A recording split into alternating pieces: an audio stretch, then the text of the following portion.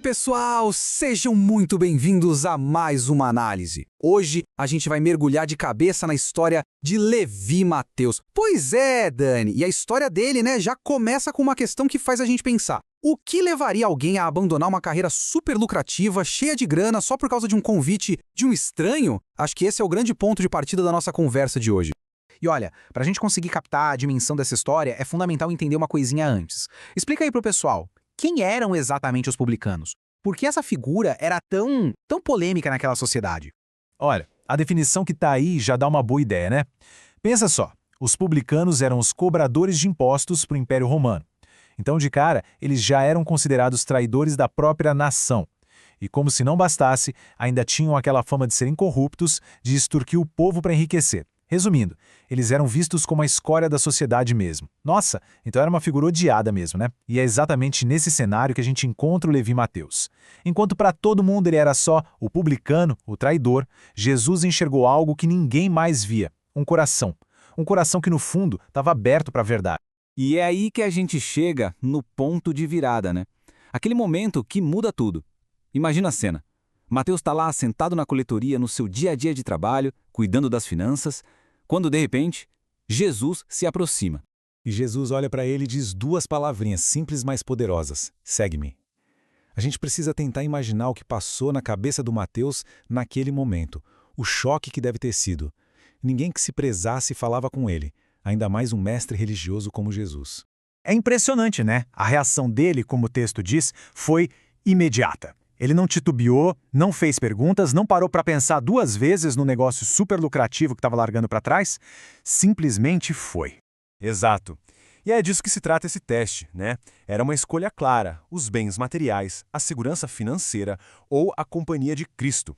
E essa, aliás, foi a mesma prova que outros discípulos enfrentaram. Fica muito claro que para um serviço de sucesso, tudo mais precisa ficar em segundo plano.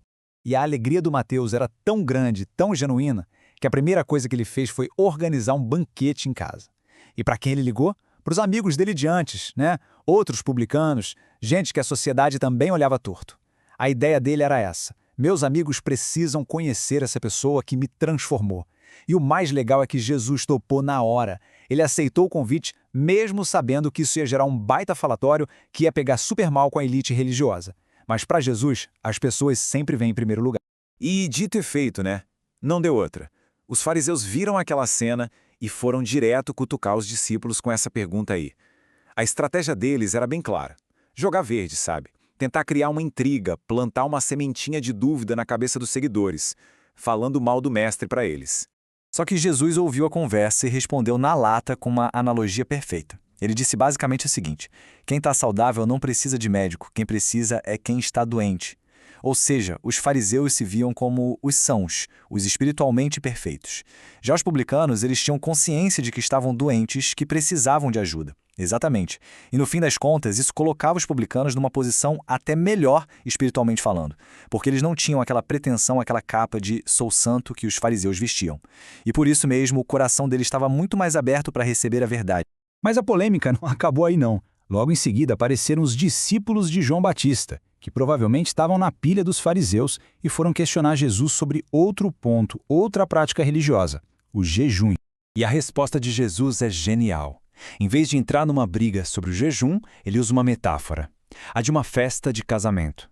Ele se coloca como o noivo da festa. E o que ele está dizendo é: gente, o noivo está aqui, agora é a hora de celebrar, de ter alegria, não é a hora de ritual de luto. E aí ele emenda com duas parábolas que se completam, muito famosas, a do remendo novo em roupa velha e a do vinho novo em odres velhos.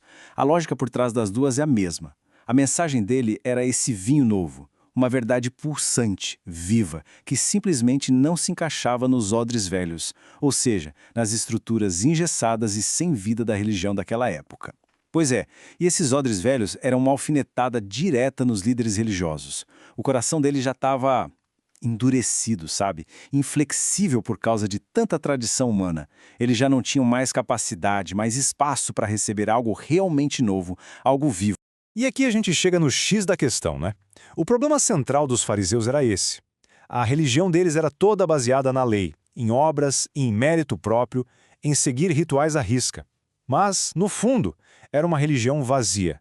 Faltava amor e o principal, faltava Cristo.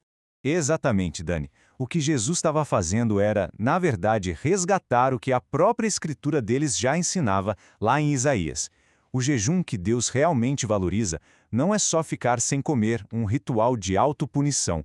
É algo prático. É soltar quem está preso injustamente, é ajudar quem precisa, é dividir o pão com quem tem fome, é um serviço de amor a Deus e às pessoas. E essa, no final, é a grande lição. Para alguém se tornar um odre novo, pronto para receber esse vinho novo, que é o amor de Cristo, primeiro precisa rolar um esvaziamento do eu. É preciso largar a autossuficiência, o orgulho de se achar bom bastante por conta própria. É só quando esse eu sai de cena que Deus consegue transformar a pessoa em algo novo.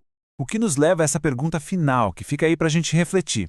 Será que a nossa fé hoje é como esse vinho novo, cheia de vida, transformadora? Ou será que, sem perceber, ela se tornou um odre velho, rígido, apegado só com a aparência, com as tradições?